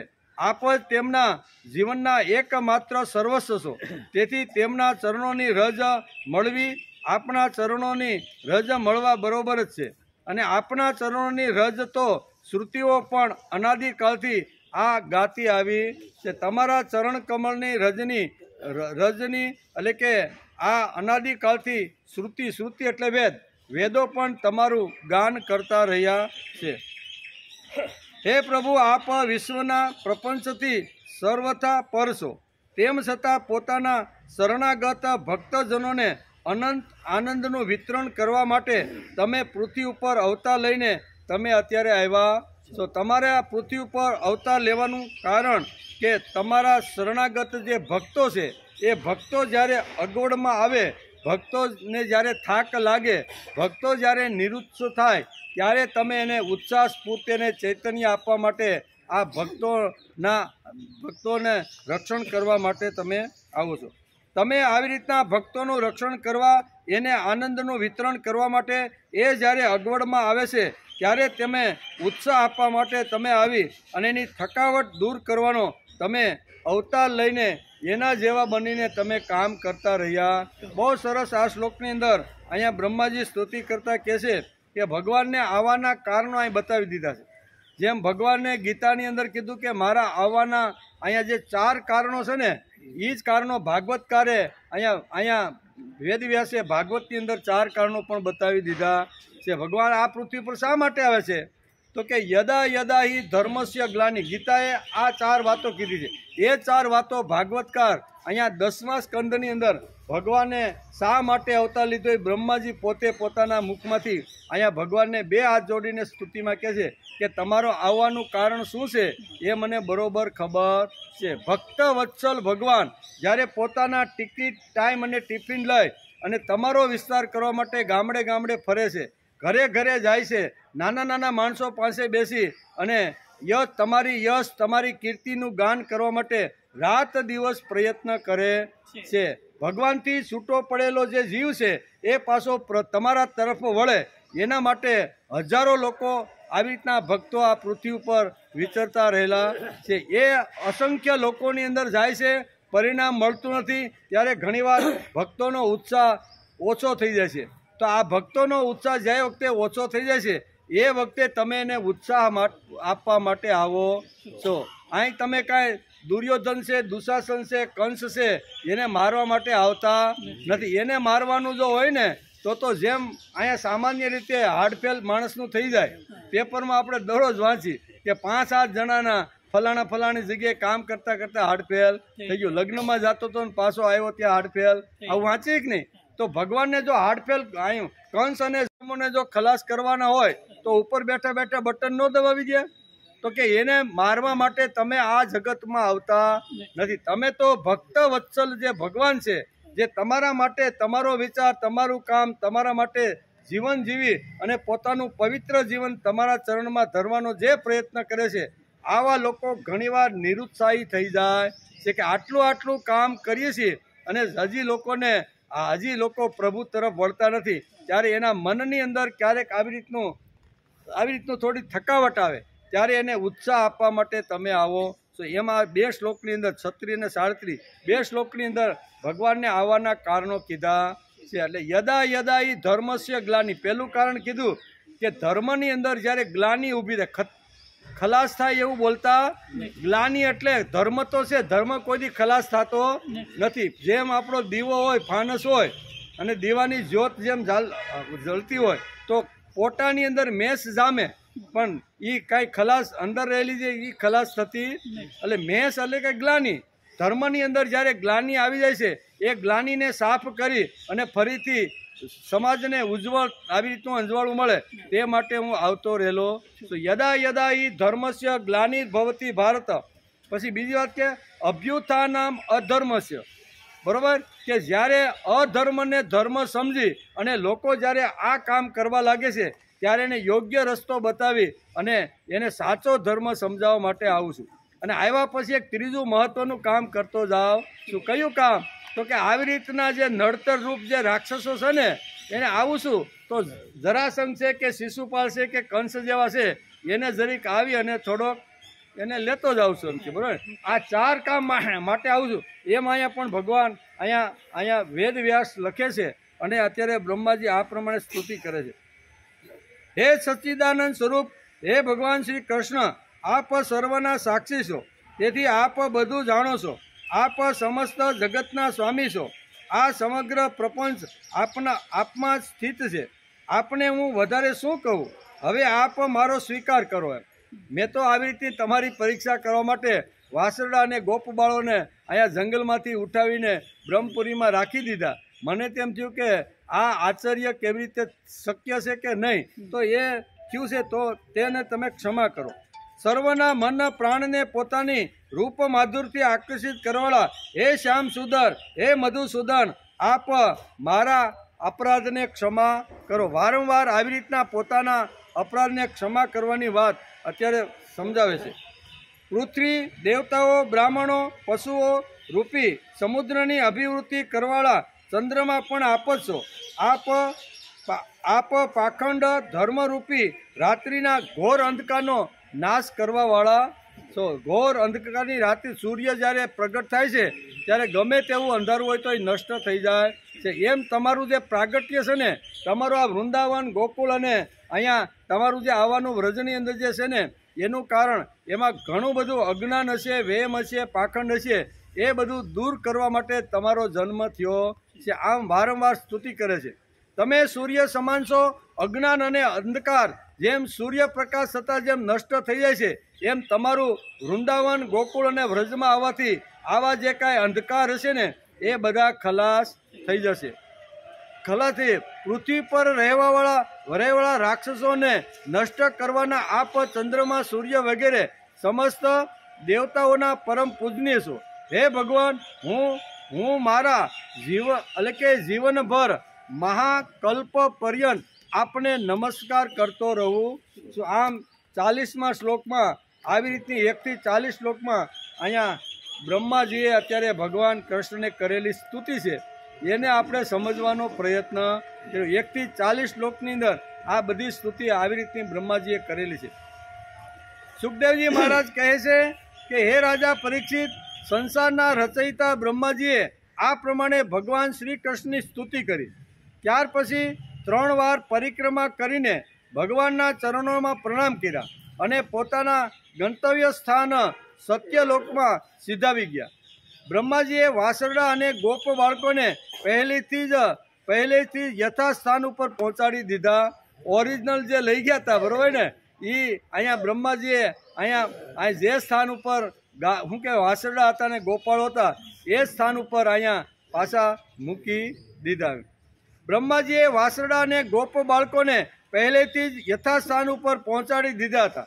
ભગવાન શ્રી કૃષ્ણે બ્રહ્માજીને વિદાય કરી દીધા અને વાસરડાને લઈને યમુનાજીના કિનારે જંગલમાં હાથમાં ભાત અને દહીં પડેલા છે. હજી તો આ ઘટના બધી હાલે છે, એટલે હાથમાં દહીં છે અને હાથની અંદર ભાત છે, એક હાથમાં લાકડી છે અને આવી રીતના વાસરડાને ગોતવા માટે યમુનાના જંગલમાં જે ભગવાન ગયા હતા, એ યમુનાના જંગલમાંથી ભગવાન ધીમે ધીમે યમુના કિનારા ઉપર જ્યાં ગોપ બાળકોને જમતા મૂકીને આવ્યા હતા ત્યાં ભગવાન અત્યારે આ વાસરડા લઈને આવે છે. ભગવાન શ્રી કૃષ્ણે બ્રહ્માજીને વિદાય કરી દીધા અને વાસરડાને લઈને યમુનાજીના કિનારે આવ્યા, જ્યાં તેઓ પહેલાં પોતાના બાળ સખાઓને છોડીને ગયા હતા. કારણ કે તમે બધા શાંતિથી ભોજન કરો, હું જંગલમાં જાઉં છું અને વાસરડાને શોધીને હમણાં આવું છું, એમ કહીને ગયા હતા. એ ભગવાન કૃષ્ણ અત્યારે લીલા કરતા કહે છે, આ વેદવ્યાસ લખે છે કે એ જ આવી રીતના વાસરડાઓને લઈને જ્યાં હું યમુનાના કિનારે જ્યાં ગોપ બાળકો જમવા માટે બેઠા હતા ત્યાં પાછા આવે છે. હે રાજા પરીક્ષિત, પોતાના જીવન સર્વસ્વ પ્રાણવલ્લભ શ્રી કૃષ્ણના વિયોગમાં જોકે તેમનું 1 વર્ષ વીતી ગયું હતું. આ 1 વર્ષથી આવી રીતનું વીતી ગયું હતું, તો પણ તે ગ્વાલ બાળકોએ તે સમયે અડધી ક્ષણ જેટલો એને લાગ્યો. 1 વર્ષ વીતી ગયું છતાંય બાળ ગોપાલને લાગ્યું કે હજી તો 1 ક્ષણ માંડ વીતી છે. લાગ્યો કેમ ન લાગે? તે બધા ભગવાનની વિશ્વ મોહિની યોગ માયાથી મોહિત થઈ ગયા હતા. જગતના બધા જીવો તે જ માયાથી મોહિત થઈને શાસ્ત્રો અને આચાર્યોના વારંવાર સમજાવવા છતાં પણ પોતાના આત્માને નિરંતર ભૂલેલો રહે છે. વાસ્તવમાં તે માયાની શક્તિ જ એવી છે. ભલા એનાથી મોહિત થઈને જીવો અહીં શું નથી ભૂલી જતા, બધું ભૂલી. સંતો છે, આચાર્યો છે, એ ભૂલાયેલા જીવને ફરીથી યાદ કરવા માટે ભગવાન આવા મહાપુરુષોને આપણી વચ્ચે મોકલતા હોય છે. મોટા જે સંતો થઈ ગયા તે, પછી આચાર્યો થઈ ગયા તે, અને આવી રીતના ભક્ત તુલ્ય જે ભક્તો થઈ ગયા તે એ સમાજમાં ફરે છે. શા માટે? કે સમાજમાં તે ભગવાનથી છૂટો પડેલો જીવ આ મારી શક્તિથી ચાલે છે, મારા સાહસથી મેં કમાયું છે, મારી બુદ્ધિથી મેં ધન કર્યું, આવું મેં કરતો જે રહેલો જે જીવ છે એ જીવ પાસે જઈને આ બધા મહાપુરુષો સંતો એને સમજાવે છે કે ભાઈ તારી અંદર જે શક્તિ છે ને એને લીધે તું મેં કરતો રહેલો. એ શક્તિ જો એકવાર ખલાસ થઈ જાય અને પછી તું ગાદી ઉપર એને ધંધો કરવા જાતો ખબર પડે. એટલે અંદર રહેલી જે શક્તિ છે એ જે ભૂલી જાય છે. અહીં વેદવ્યાસ લખે છે કે આવા ભૂલેલા જે જીવો છે એ જીવોને યાદ કરવા માટે આ સંસારમાં ધરતી ઉપર વારંવાર સંતો આવે, મહાપુરુષો આવે અને આવા આચાર્યો આવી અને લોકોને ફરીથી જગાડે છે. એમ આ શ્લોકની અંદર છે. હે રાજા પરીક્ષિત, ભગવાન શ્રી કૃષ્ણને જોતા જ ગોવાળ બાળકોએ ખૂબ ઉતાવળે કહ્યું કે ભાઈ તમે ભલે આવ્યા, તમારું સ્વાગત છે. શું કહે છે? તમે વાસરડા શોધવા માટે ગયા હતા, હવે તમે આવ્યા તો હવે અમે બધા બાળ ગોપાળો તમારું સ્વાગત કરીએ છીએ. તમારું સ્વાગત છે, સ્વાગત. હજી તો અમે તમારા વિના એક કોળિયો પણ ખાધો નથી. હજી તમે એમ કીધું હતું કે તમે જમવાનું ચાલુ રાખો, હું વાસડા ગોતીને હમણાં આવું છું, પણ તમે ગયા ત્યારથી તમે પાછા આવ્યા ત્યાં સુધી અમે કોઈ અનાજ મોઢામાં મૂક્યું નથી. એમ કે આવો એક કોળિયો પણ અમે ખાધો નથી.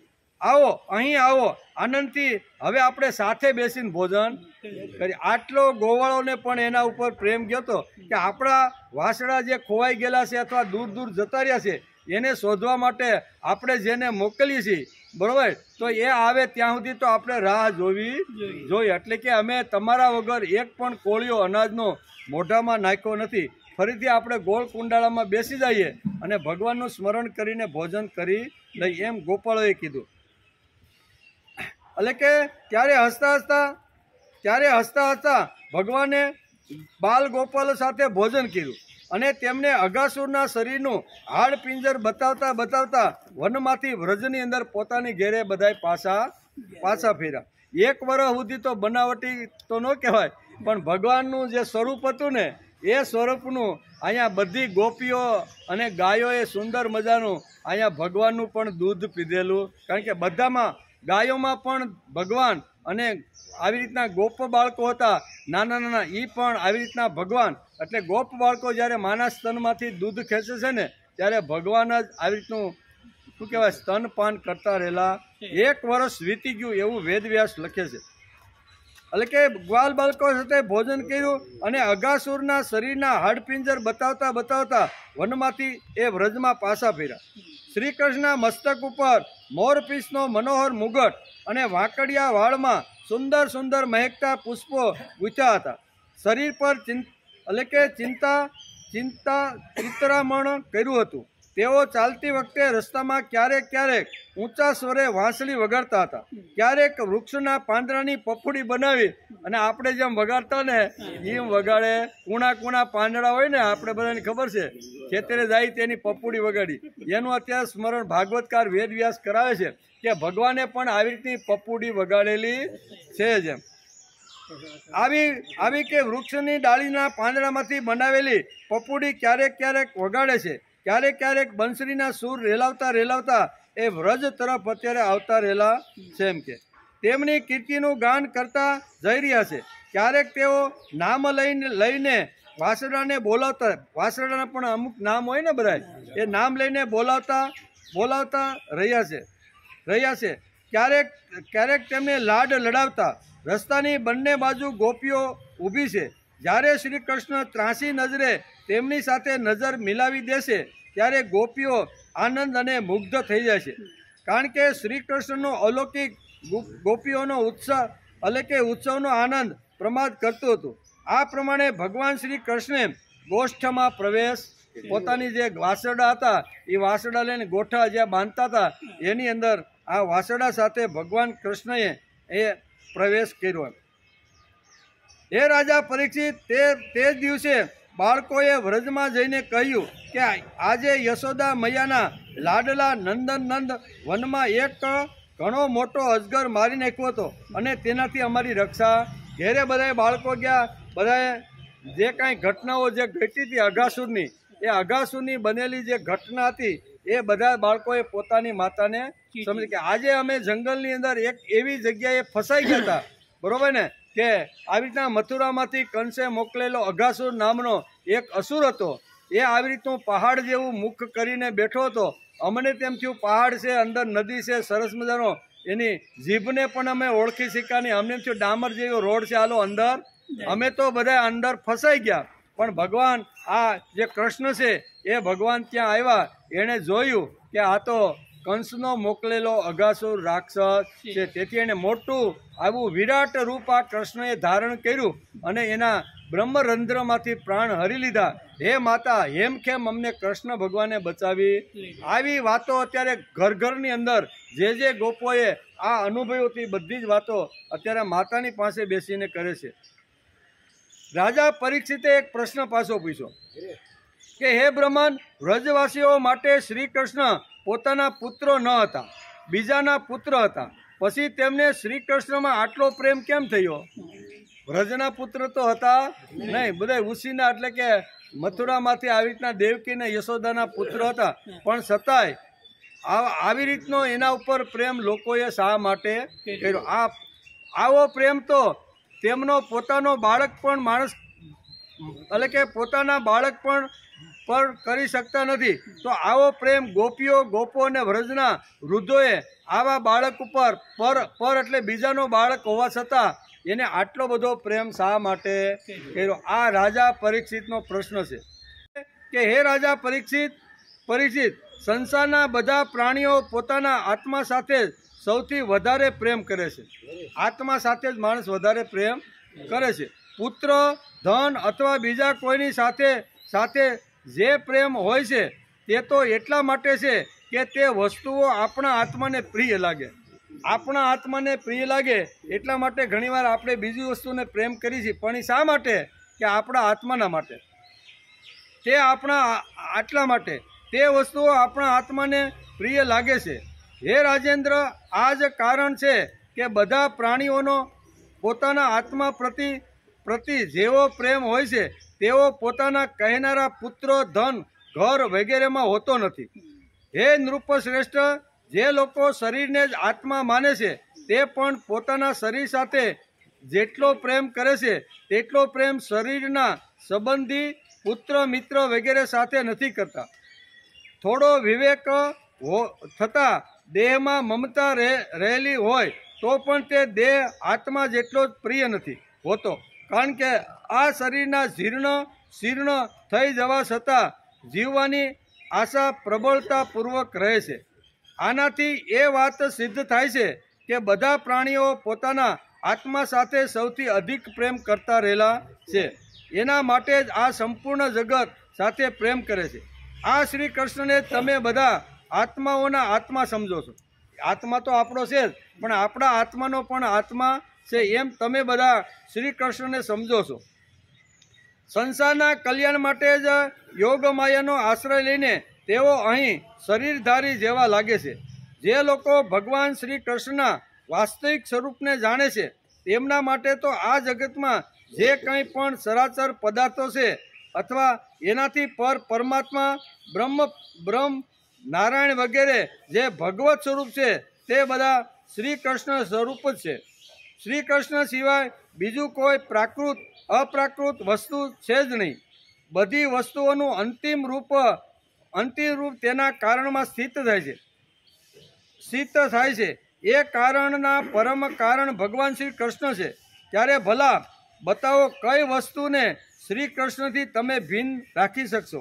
જેમણે પુણ્ય કીર્તિ મુકુંદ મુરારીના પદ પંકજ રૂપી નૌકાનો આશ્રય લીધો છે કે જે સત્પુરુષોનું સર્વસ્વ છે, તેમના માટે ભવસાગર વાસડાની ખરી જેટલો છે.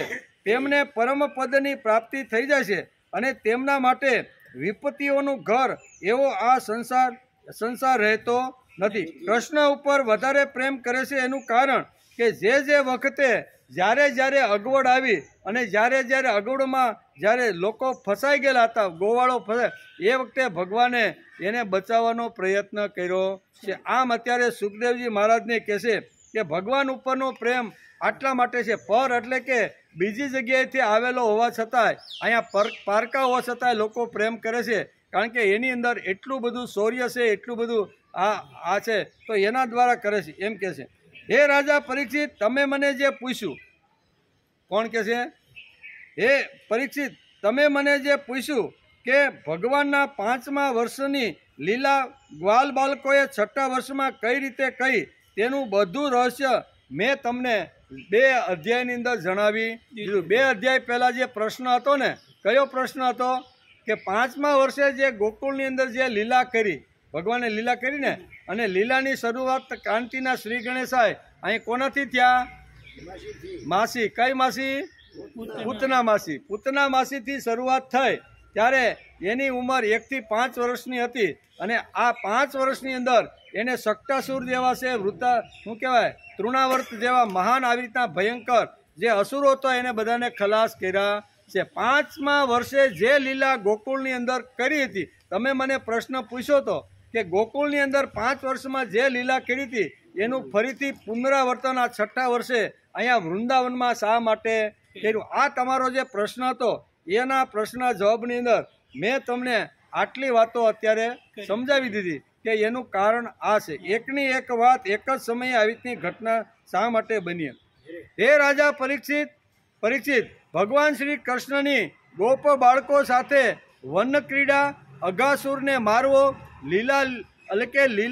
લીલા ઘાસથી સવાયેલી જમીન ઉપર બેસી ભોજન કરવું, અપાકૃત રૂપધારી વાસરડા અને ગોપ બાળોનું પ્રગટ થવું, આ બધી લીલા મેં તમને જે પ્રશ્ન પૂછ્યો હતો કે આવી રીતના 5મા વર્ષે જે લીલાઓ એને ગોકુળમાં કરી એ 6ઠા વર્ષ પછી એણે વૃંદાવનમાં આ શા માટે કરી, એના પ્રશ્નની અંદર આ બધી વાતો સમજાવે છે. અગાસુરને મારવો, લીલા ઘાસથી સવાયેલી જમીન ઉપર બેસી ભોજન કરવું. આગળ જોયું ને કે યમુનાના કિનારા ઉપર જ્યારે અગાસુરને મારીને જ્યારે બધા ગોળોએ નક્કી કર્યું કે હવે આપને ભૂખ લાગી છે, સવારમાં વહેલા વાસરડા લઈ માએ બધી શું કહેવાય માએ ભાત જે બનાવ્યું છે એ જમવાનો પણ ટાઈમ થઈ ગયો છે. તેથી બધા અહીંયા અઘાસુરને માર્યા પછી અહીંયા શું કહેવાય યમુના નદીના કિનારા ઉપર આવે છે. યમુના નદીના કિનારા ઉપર આવ્યા પછી અહીં કહે છે કે જમીન ઉપર બેસીને બધા જ આવી રીતના જે ગોપ બાળકો હોય છે એ ભોજન કરવાની શરૂઆત કરે છે. એટલે કે ગોપ બાળકોની સાથે ભોજન કરવાનું. બ્રહ્માજી દ્વારા કરાયેલી આ મહાન સ્તુતિને જે મનુષ્ય સાંભળશે, આટલી કથા અત્યારે આ જેની અંદર આવી છે, આ બધી કથાને જે લોકો સાંભળશે. કઈ કથા હતી? તો કે શ્રી ભગવાનના બાળ ગોપાળો સાથે વન ક્રીડા, વાસરડાઓ સાથે. કારણ કે હવે એને નંદ બાવાએ કીધું કે હવે તમે થોડાક ગોકુળ કરતાં મોટા થઈ ગયા છો, તેથી હવે તમારે નાના જે વાસરડાઓ છે ને એ વાસરડાને વનમાં જઈને તમારે ચરાવવાના. તો વનમાં જઈને શું કર્યું? તો વનમાં જઈને ઘણી બધી ક્રિયાઓ કરીને ઘણા બધા આવી રીતના અસુરોને મારવાનો પણ એને પ્રયત્ન કર્યો છે. એટલે આ જે ક્રીડાઓ છે એને લોકો જે સાંભળશે, પહેલી વાત આ ભગવાને જે વનની અંદર એ 6ઠા વર્ષથી કરેલી જે લીલાઓ છે એ લીલાઓને વનની અંદર થયેલી લીલાઓને સાંભળશે. અઘાસુરને કેવી રીતે ભગવાને નષ્ટ કર્યો એની લીલા જે સાંભળશે.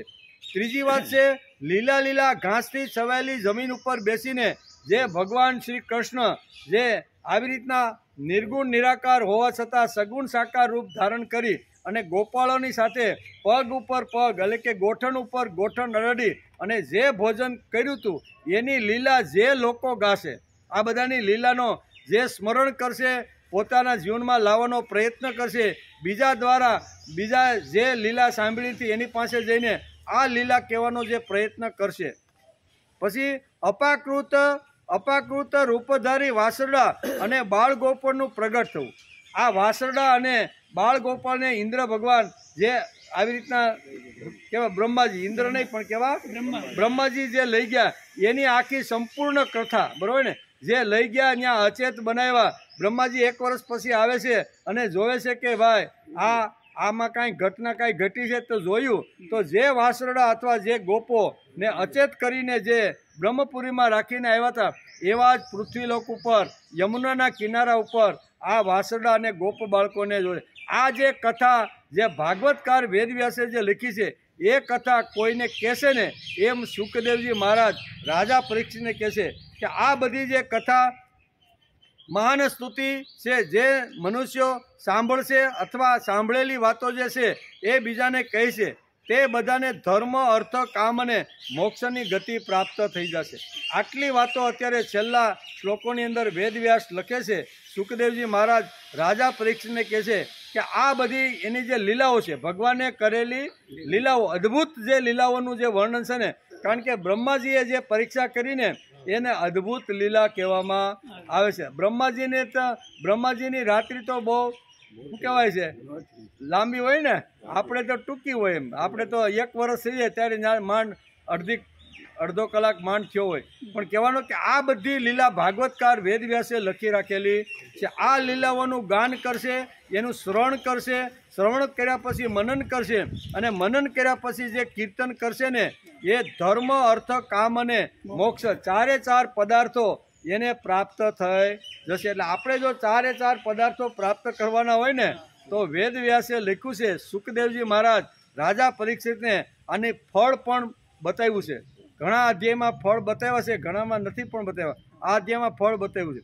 હે રાજા પરીક્ષિત, આ પ્રમાણે શ્રી કૃષ્ણ અને બલરામજીએ કુમાર અવસ્થાને અનુરૂપ સંતા કુકડી, પાળો બાંધી રમવું, વાંદરાની જેમ કૂદવું, વાંદરાની બે પૂંછડીને ભેગી કરીને રમત રમવી, આ બધી જે લીલાઓ જંગલમાં જે ક્રીડાઓ કરી છે ને, આ બધી ક્રીડાઓ બધી જે પહોંચાડવાનો જે પ્રયત્ન કરશે, લીલાઓને કરી છે તે પોતાની કુમાર અવસ્થામાં કરી છે, વ્રજમાં જ વિતાવી છે. અને આ બધી લીલાઓ જે લીલાઓ સમાજમાં ગાશે અથવા એનું શ્રવણ કરશે, એનું મનન કરશે, કીર્તન કરશે, તો ધર્મ, અર્થ, કામ અને મોક્ષ આ ચાર પુરુષાર્થ જે પદાર્થો છે એ પદાર્થોની એને પ્રાપ્તિ થશે. આટલું મહત્વ ભાગવતકારે અહીંયા કર્યું છે. અને 61 શ્લોકને આજે આપણે સમજવાનો પ્રયત્ન કર્યો. ઇતિ શ્રીમદ ભાગવતે મહાપુરાણે પારમહંસ્યા સંહિતાયા દશમ સ્કંદે પૂર્વાર્ધ બ્રહ્મસ્તુતિ નિર્મામ ચતુર્દશોધ્યાય. 10મા સ્કંદના પૂર્વાર્ધ અંતર્ગત બ્રહ્મસ્તુતિ નામનો 14મો અધ્યાય સમાપ્ત થયો. 14મા અધ્યાયની અંદર આટલી ઘટનાઓ આવી હતી. એમાં તો 1 થી 40 શ્લોકની અંદર બ્રહ્માએ કરેલી સ્તુતિ, બ્રહ્માએ જે સ્તુતિ કરીને ભગવાનને કીધું કે મારો અપરાધ તમે ક્ષમા કરો, બરોબર. અને પછી એને બ્રહ્મ લોકની અંદર ભગવાને એને મોકલી આપ્યા. અને ત્યાર પછી સુખદેવજી મહારાજ આ બધી વાતો આપણે સમજાવે છે. અને રાજા પરીક્ષિતને છેલ્લે કહે છે કે આ સુંદર મજાની જે કથા છે, લીલાઓ છે, એ લીલાઓનું ગાન કરશે, શ્રવણ કરશે, તે ધર્મ, અર્થ, કામ અને મોક્ષ ચારે પદાર્થો પ્રાપ્ત કરશે. એમ કરી અને આ અધ્યાયની સમાપ્તિ થઈ ગઈ. ટાઈમ પણ આપણો આવી ગયો. હવે 15મો અધ્યાય આવતીકાલે, બરોબર ને. એમાં ધેનુકાસુરનો ઉદ્ધાર અને ગોપ બાળકોને કાલી યવન નાગના વિષથી બચાવવા. બરોબર, ગેડી દડે રમવાનું હવે કાલે ભલે.